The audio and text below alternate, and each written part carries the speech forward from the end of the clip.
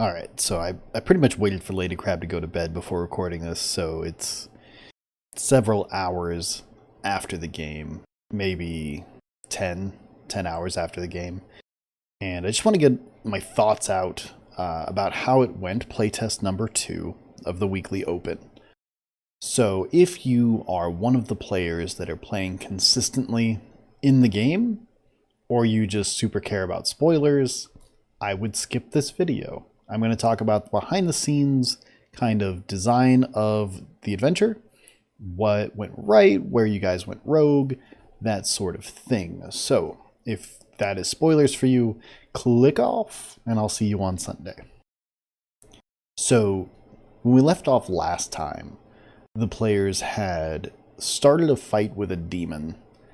They had broken one of his horns and just kind of pissed him off in general. So we kind of started mid-combat this game with no build-up, which was awkward. And we had 2 additional players just drop in out of nowhere.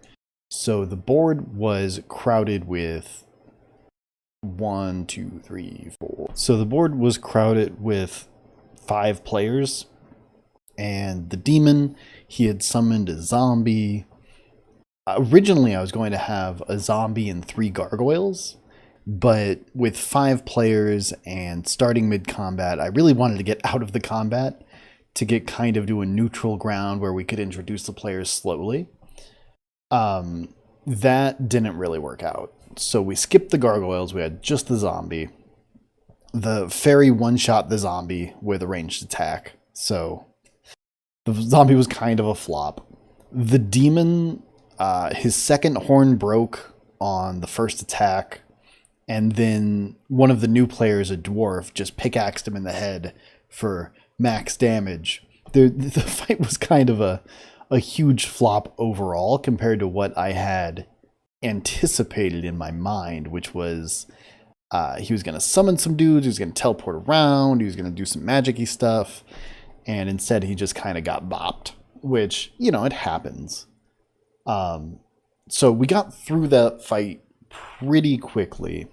So towards the end of the boss fight, they hit the demon in his hand. He drops the book. Now, nobody knows about the book yet, but I'm going to tell you about the book.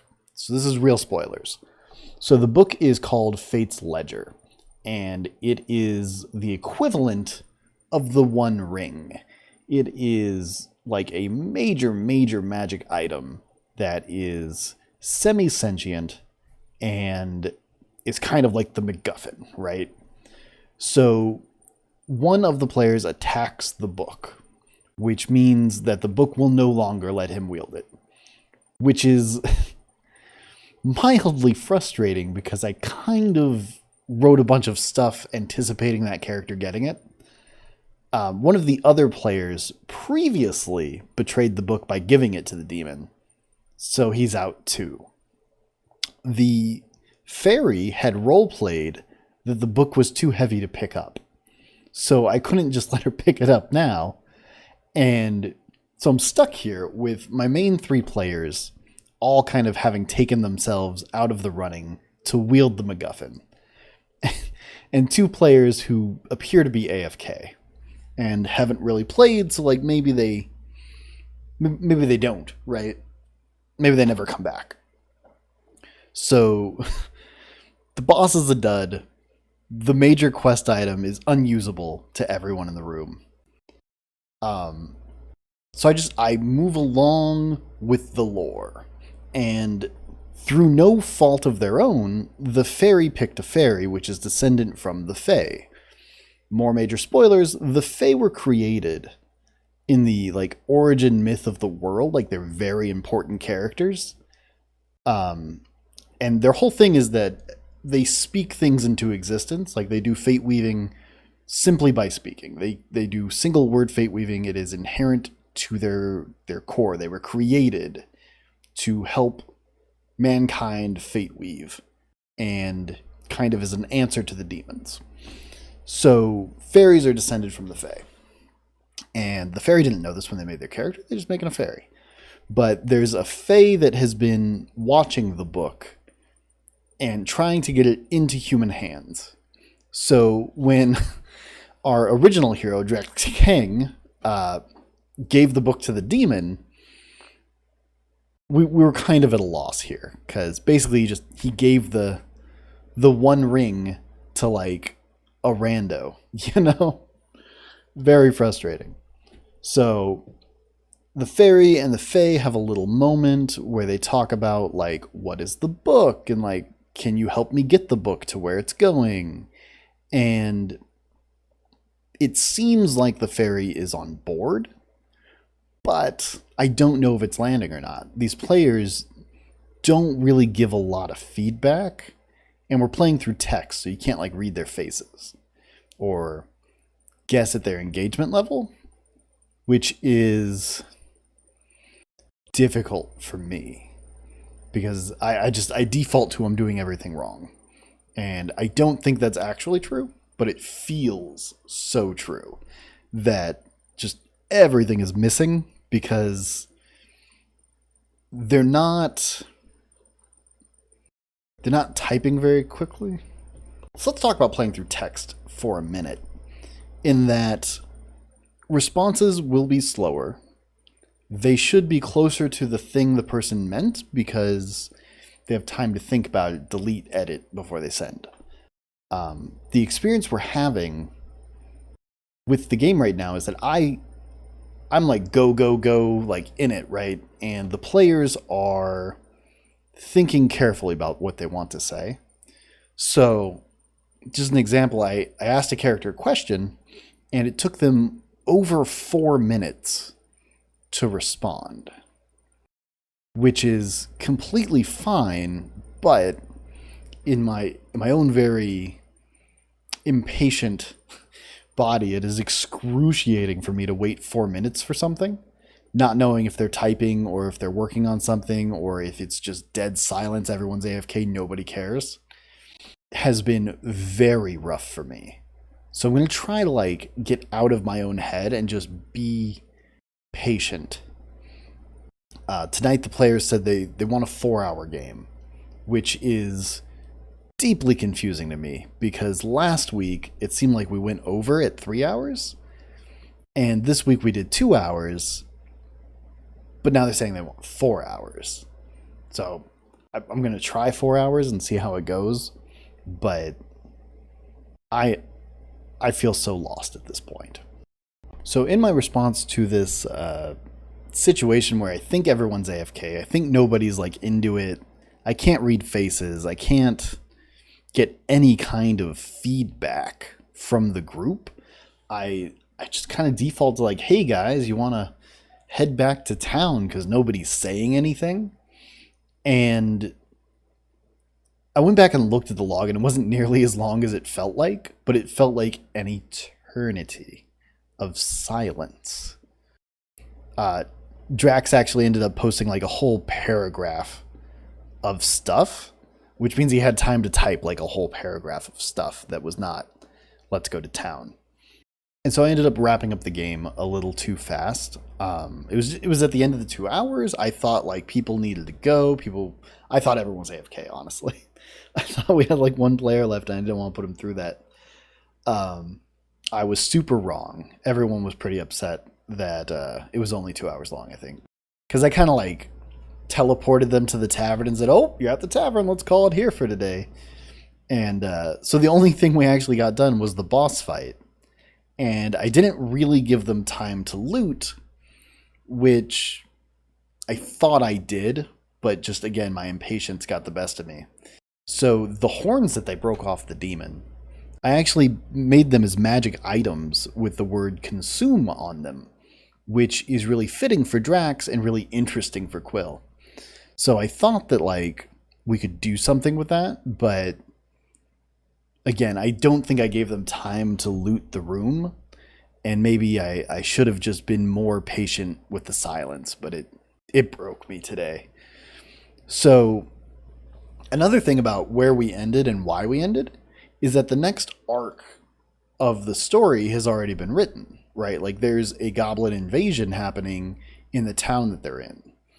And the precursor to this goblin invasion is a paladin that's hunting the goblin elf character.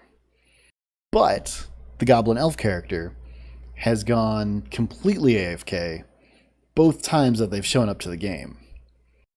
So I don't I didn't really want to like just press forward without them, but we're probably going to next week. It kind of sucks that, there's like stuff there for him to do, but what are you going to do? So yeah, this one was a bit of a struggle, and while I do think people enjoyed their time, the fairy said that one-shotting the zombie was satisfying. The bird guy, I think, had a good time trying to interact with the book that would not let him interact with it. So, like, the bird just kept falling and rolling and sliding past it. And, just inconvenient coincidences. It's actually the book protecting itself, obviously. So that's another thing about this. Impatience and the time allotted and that sort of thing is that it feels like we're just naturally rolling into a campaign. Like the same characters are showing up to play both weeks and presumably next week to continue the story. The Sunday Open is meant to be one-shots that have a distinct end so that random groups of people show up, do an adventure, and then there's no awkwardness of leaving or staying together. But the same players showed up both weeks. So there's some continuity, and like I wrote stuff for the fairy specifically. I wrote things specifically for the bird guy. I wrote things specifically for the goblin elf. Are we just playing a campaign at this point? I don't know. It would be much less stressful for me, just personally, if I had this set of players move to a campaign and then do something else for the open. I think that would be easier for me to wrap my head around the idea that everyone wants to be there and that they are engaged and that this is just the pace of our playing. Because right now in my mind, it is these people clicked over to this tab, said they want to play, but nobody's saying anything, right? And there's some amount of people that will go to a public event like the Sunday Open and they'll sign up and they'll be like, oh yeah, I'm down. And then they will get distracted. Or it will be less interesting than they anticipated and they'll just kind of check out mentally. And so I'm running like all these scenarios in my head of like what is happening, what does it mean that nobody said anything, and am I giving one person too much spotlight? Am I not explaining things well? Did I not prompt them for action enough? And just in general, I'm like convincing myself that nobody wants to be there, nobody wants to play, people are just being polite, and that the whole thing's crashing and burning. But then the game ends and everyone's like, hey, why did it end? What do you do with that? So that's the entire recap for the second play session. Is we killed a demon, we found a book, and we went back to town. And that is just 1,000% my failing to plan appropriately and I guess communicate and elicit communication from potential players. The truth is that each Sunday, I don't even know who's coming. Nobody's RSVP'd, nobody's clicked the event button, nobody's submitted character updates or anything. I start the thing and some amount of people show up. And for the 2 weeks, it has been the same people, which is great. But I also don't want to get into the habit of assuming that people are going to show up to a weekly public open that is not at all RSVP'd or scheduled, or nobody made a commitment that they were coming to the Sunday Open. This is the whole point of the Sunday Open, is to just have it be there so you can drop in if you want to and drop out when you need to, and no harm, no foul. You just carry on. We keep the story rolling with whoever happens to be there. And so I don't want to go like the opposite route where I assume and expect that these 3 or 4 players will be there every week. Because that kind of defeats the purpose of the Open, which is onboarding new players. At that point, we're just playing a campaign, which I'm totally down for. I hope there are campaigns that get signed up soon. I have 2 more weeks of this property manager job, probably. And then I will be free to like actually no life this project and get Words of Power off the ground. So just a little behind the scenes, how it went. If any of that sounds like something you want to participate in, drop by on Sunday, 2 p.m. Central. Hope to see you there.